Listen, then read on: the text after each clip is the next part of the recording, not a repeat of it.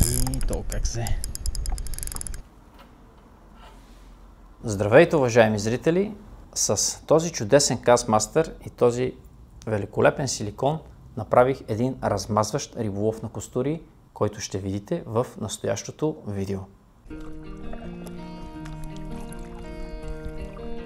Пристигнах на водоема доста късно, някъде около 9 часа и спокойно нагазих в езерото с каяка и се отправих към една точка, която ми беше дал като място моят приятел Ивайло Георгиев. Иве, благодаря ти. Мястото нямаше нужда от сонар, просто трябваше да се ориентирам около водорасите и да видя къде играят рибките. Така че като застанах на петното, от мен се искаше да наблюдавам и да ловя костури, които бяха активни и хранещи се на повърхността. Започнах с Castmaster и след това преминах постепенно през воблер, докато накрая стигнах на силиконовата примамка, с която лових в средно и високо ниво, т.е. нито на дъното, нито на повърхността, но да не говоря повече, кадрите сами говорят за себе си. Гледайте!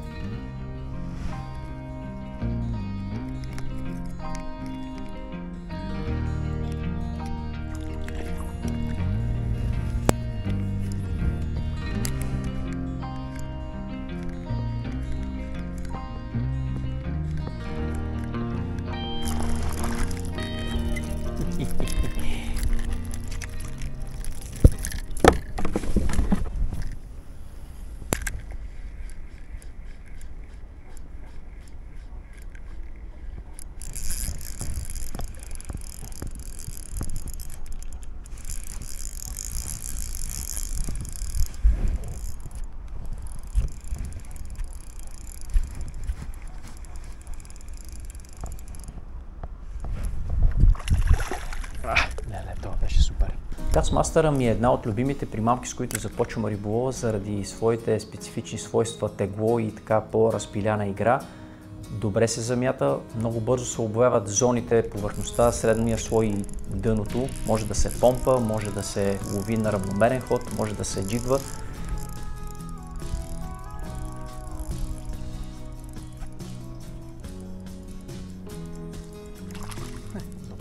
И като примамка точно тези нейни свойства са ми спомагали много пъти да събирам рибите и да ги намирам много по-лесно.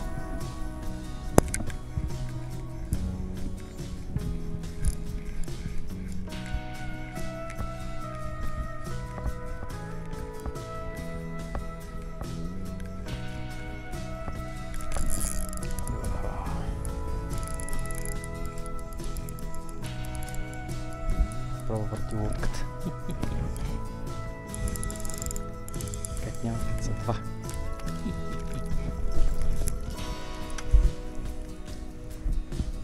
Единственият недостатък е, че заради тройката и разпиляната игра при пасажни риби, които я атакуват стремглаво, много често ударите са по тялото на рибите, което се вижда и на някои от кадрите.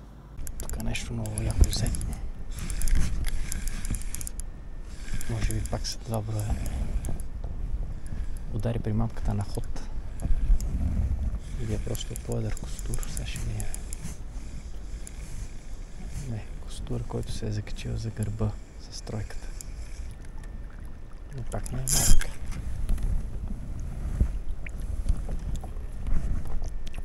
Ето го.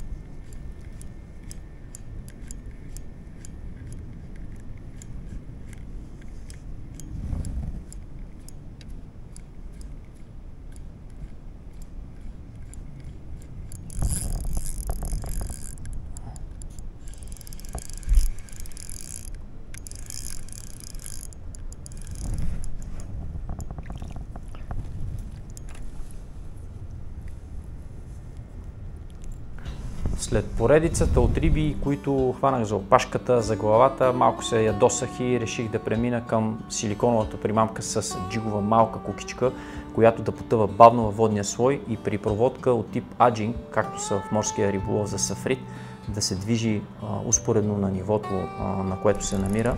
Започна да лова костури и то уверено, захапващи изцяло примамката.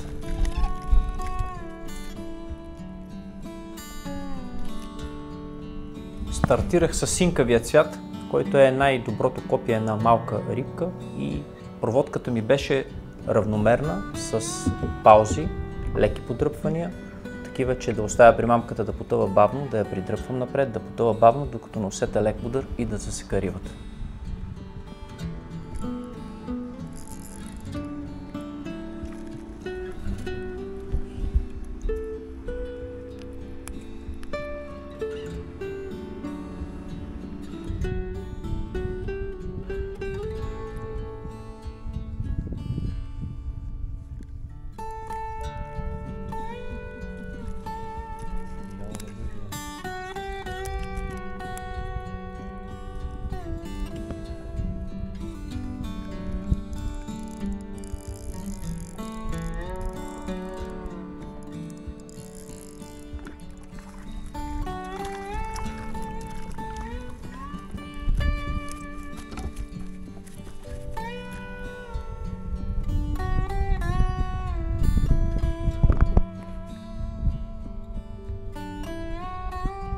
След като извадих няколко риби с синята, реших да опитам и с кафения цвят, който също ми е един от любимите за риболов на костур.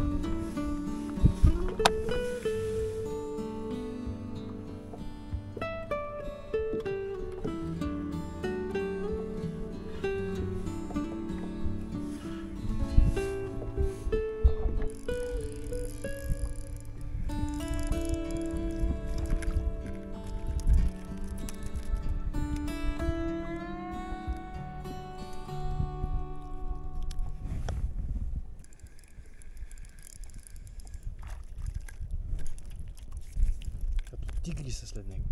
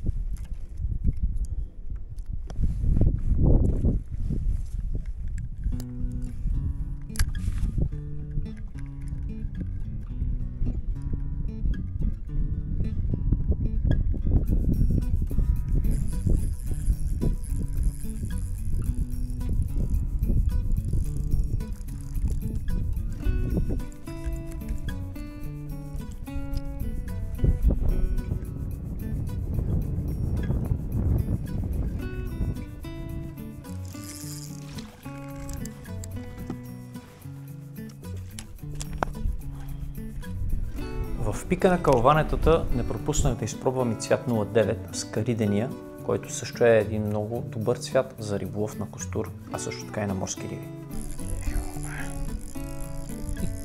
Това как удари направо и завъртя лодката. Със сигурност ще е някакъв даяк. Щом не се показва само пръска. Да.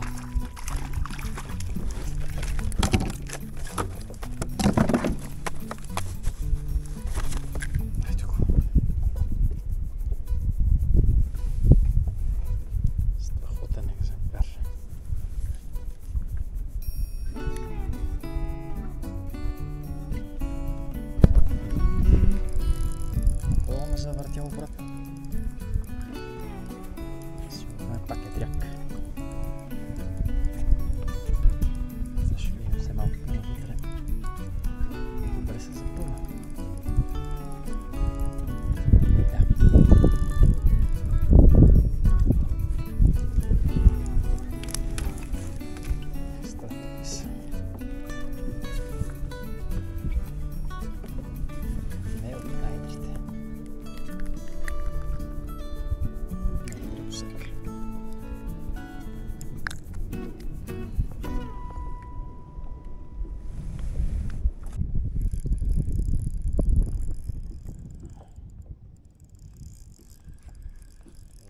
Ком. Туп. Дава добър отбор. Страхотен.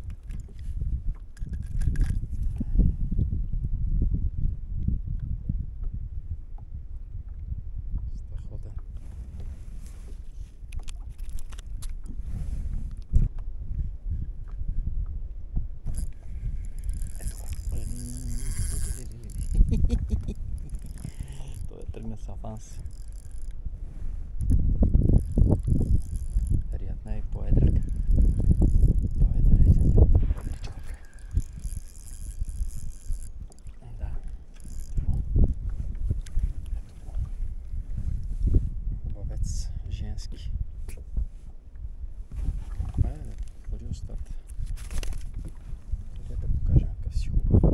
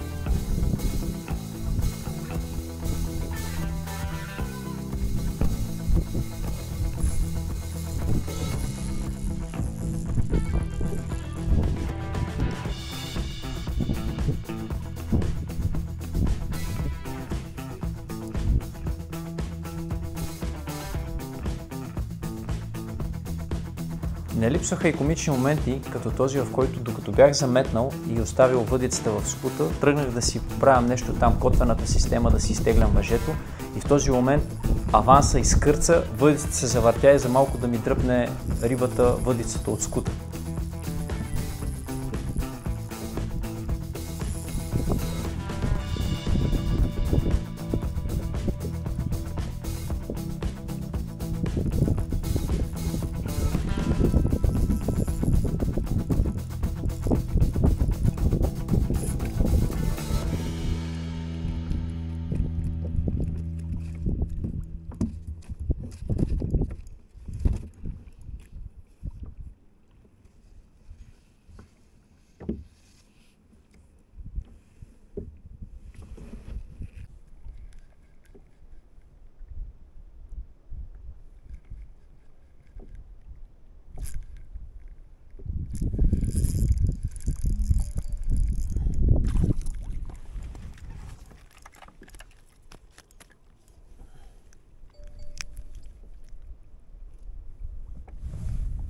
Не пропуснах шанс да изпробвам и зеленият цвят 53 като прозрачен костур, който също много добре ловеше костури.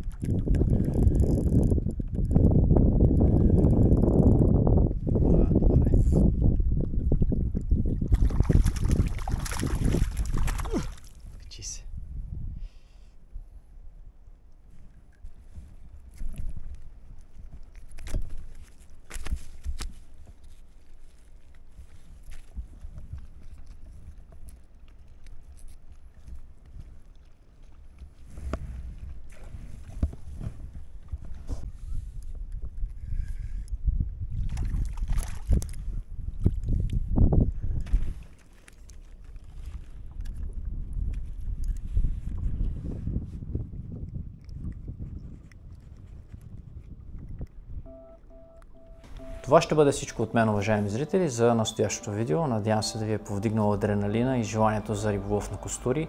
Есента започна, този риболов тепърва стартира навсякъде, така че ако имате нужда от примамки за костурите, винаги може да разчитате на продуктите, които ние предлагаме.